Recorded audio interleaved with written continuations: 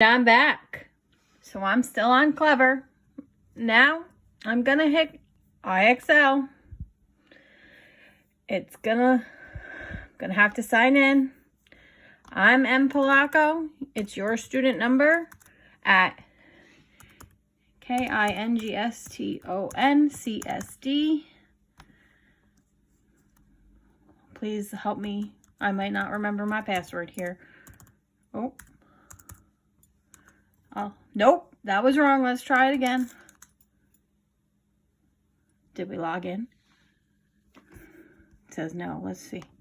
Looking for Kingston City School District. Oh, look at that. Why didn't that pull up the first time? Let's try this again. M. Polacco. Let's try my other go-to password. That got me in. Woo! All right.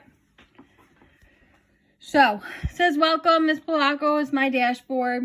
You can't do, make sure I'm learning. So you guys can do math and science right now and social studies right now. Still no English, I'm trying. So if you click IXL Social Studies and you go down to 7th grade, you're going to go over here and you can start with JJ, Colonial America. You can do all those. You can do KK, the American Revolution. That's all review. LL, the Early Republic. And you can even start MM, the Jacksonian period. We kind of left off here. This is where we were when we were talking about the War of 1812 and those things before school was shut down on us, and now we're virtually learning. Don't go past MM. We're not into NN with the antebellum period, but we'll get there. You can also come over here and do AA, Early Americans. BB, Age of Exploration, because we covered that. CC, Government.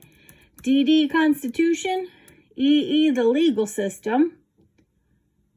I'm scrolling back up to the top. Sorry, bear with me. FF, citizenship. You can give GG a try, basic economic principles. That's a high school course, but you might be able to knock it out. You can try HH or II.